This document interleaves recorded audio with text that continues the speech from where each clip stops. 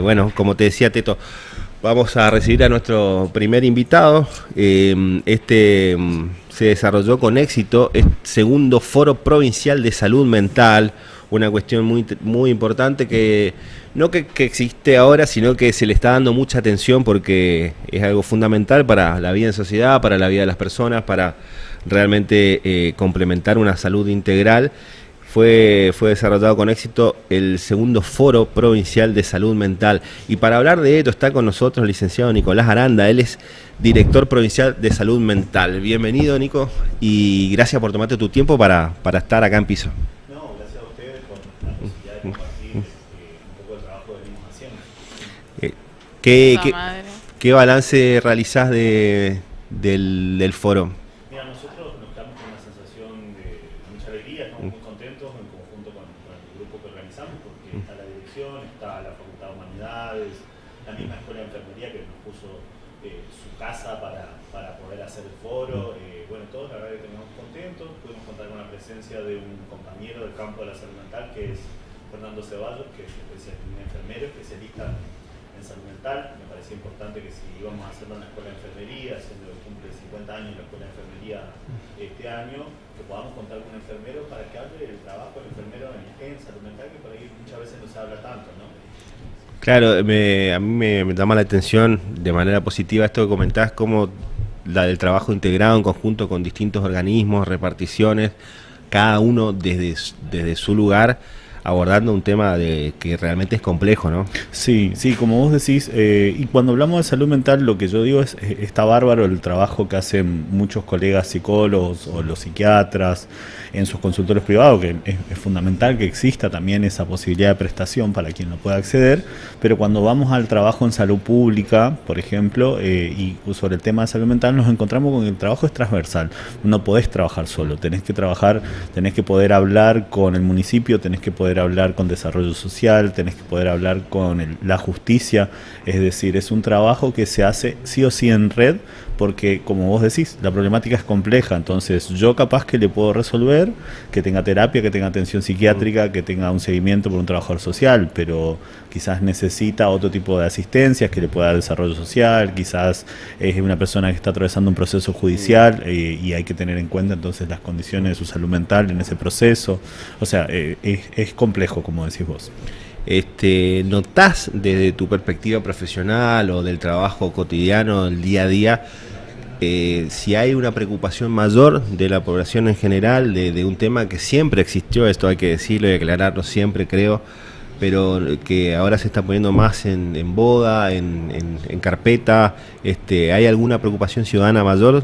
Sí, yo creo que hay otra conciencia del lugar que tiene, sobre todo cuando hablamos de la población más joven, ¿no? Que enseguida te lo plantean las escuelas, cuando vas a dar una charla, que le dan otro lugar, digamos, lo llevan como más parte de su salud integral. Y por ahí la población más grande, que uno siempre cree que por ahí es más reacia, la verdad que con el tiempo, en el trabajo de sensibilización que se viene haciendo y que también está en la agenda mediática, por así decirlo, tiene otra predisposición. Hay mucho por trabajar todavía en relación al prejuicio, el estigma, pero yo creo que hay otra receptividad. Se puede charlar, o sea, que yo pueda venir a charlar hoy acá, me parece que habla, digamos, de que el tema trascendió este lugar de nicho que tenía y se volvió un tema de agenda pública.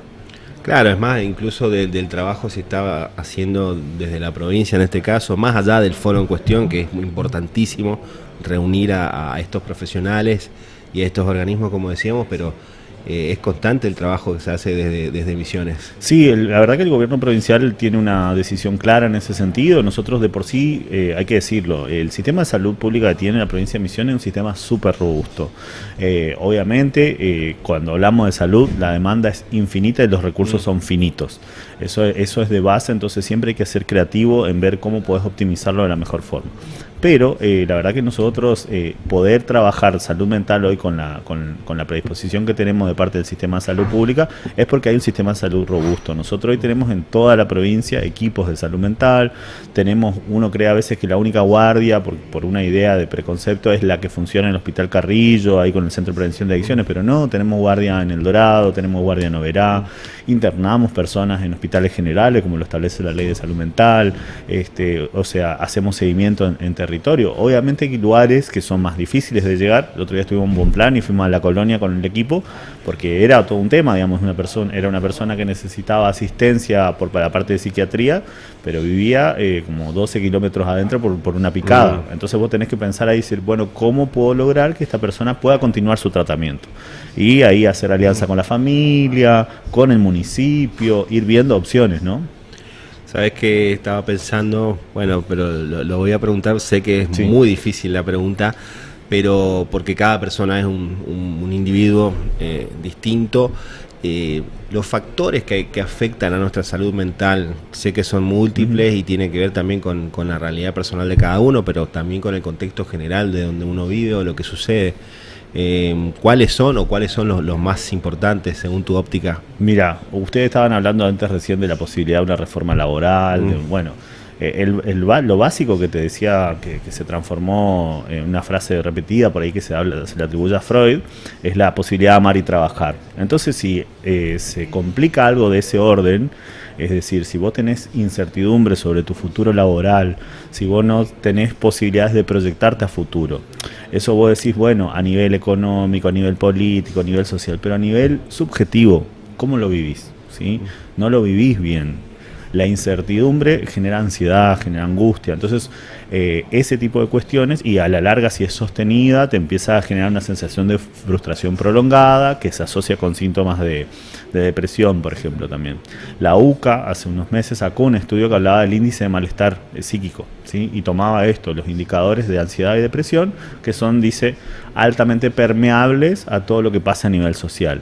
¿Sí? Entonces, si vos tenés un medio social que en este momento no favorece en ningún momento la convivencia con lo diferente, si el que es diferente hay que rechazarlo y decirle de todo y degradarlo, ¿sí? Ya sea desde las redes sociales o desde incluso el discurso oficial del gobierno nacional en este momento, y bueno, son cuestiones que van a afectar. A eso le podemos sumar estas otras cuestiones que vos decís, son complejos. Si una persona tiene, digamos, cuestiones de consumo, si una persona tiene cuestiones de haber vivido violencia a lo largo de su vida, si a su vez, si es por cuestiones económicas o lo que sea, no vive de la mejor forma a nivel habitacional, son todas cuestiones que inciden. Imagínate vos si venís medio mal, medio deprimido, lo que sea, y a su vez estás hacinado, pasás calor, no tenés un colectivo que te llega, o sea, todas este tipo de determinantes sociales inciden sobre la salud mental. Y hay que trabajar sobre eso también. Además, bueno, es lo que las condiciones generales, como decías, la precariedad o el miedo a perder el empleo, esto de, bueno, llegar a fin de mes, ¿no? Llegar a la mitad del mes, cuestiones que son el día a día y inciden también los discursos oficiales, como bien decís, estamos viviendo una ola de violencia hacia las mujeres muy fuerte en todo el país. Los enemigos públicos, acá lo repasamos constantemente, son los jubilados, los discapacitados. Es realmente un contexto que si uno tiene algún problema o alguna problemática se agrava, ¿no? Sí, totalmente. Además, se refuerzan los prejuicios que ya existían, porque además estas figuras, ¿no? El jubilado, el que tiene una pensión por discapacidad, ¿qué se hizo? Se vapuleó, digamos, a esas personas. Cuando el vocero presidencial muestra una radiografía de perro y atribuyéndola a supuestamente expedientes truchos, que nunca pasó. Que nunca pasó. O sea, pero vos agarrás y demonizás a una clase que es una clase súper vulnerable. O sea, ¿cómo tenés el coraje de demonizar a un discapacitado, un jubilado? O sea, y hay gente que se engancha en eso, porque la gente está viviendo mucha frustración. Y yo creo que sinceramente también, esto ya es una interpretación mía, es medio difícil capaz para quien le depositó esperanzas a este gobierno nacional, que está en todo su derecho, porque vivimos en democracia, ver que eso no llegamos a eso.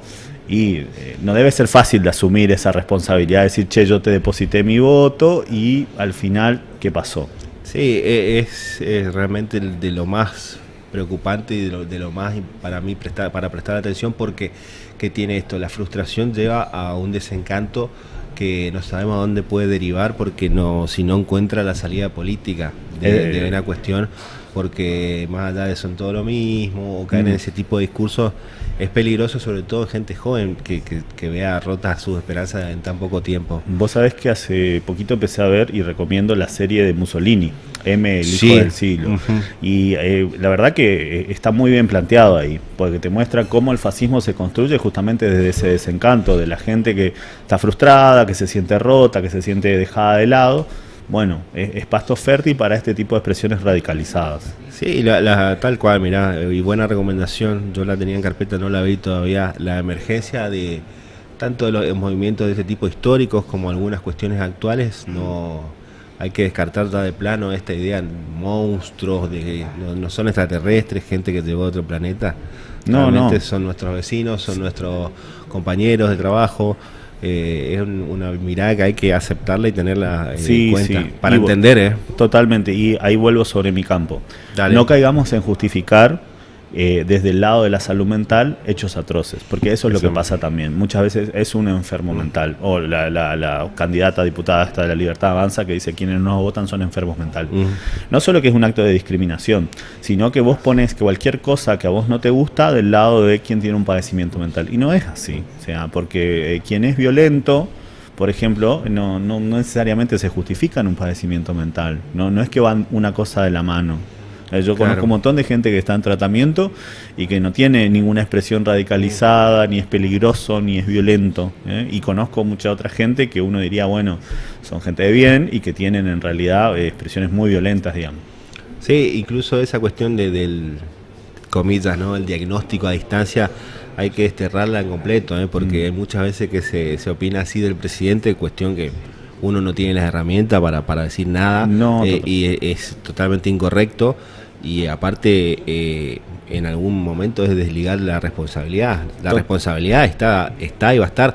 Yo recuerdo el antecedente del expresidente Fernando de la Rúa, cuando se intentaba justificar un montón de cosas, no, pero bueno, vos viste cómo estaba, y la verdad que no, la responsabilidad es plena, no se demostró lo contrario. Me hiciste acordar la tapa de la revista Noticias, que lo ponía medio como que estaba enfermo, y lo hacía durmiendo la siesta, como que justificaban por el lado una aterosclerosis, algo por el estilo, como que estaba gagá, digamos. Se hablaba mucho también, por ahí para los más jóvenes, pero bueno, el programa, una aparición que tuvo el programa Marcelo Tinelli, que se lo vio desorientado, pero bueno, justificando hechos que no eran tales, la responsabilidad es plena, y digo, desterrar todo tipo de diagnóstico a distancia o sindicar a alguien como enfermo mental es gravísimo. Te quería consultar para ir cerrando este tramo sé que me va a decir buscar ayuda, consultar y está bien, pero tips, algún consejo para el cuidado nuestro, en el día a día, la salud mental, hablar supongo también.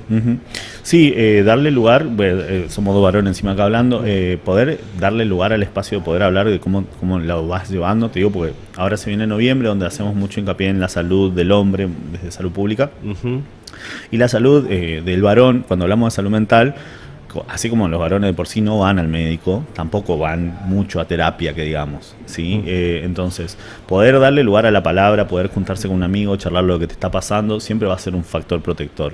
La devolución de algún otro y darle valor a la palabra sobre lo que cómo uno se siente, lo que a uno le pasa, es fundamental.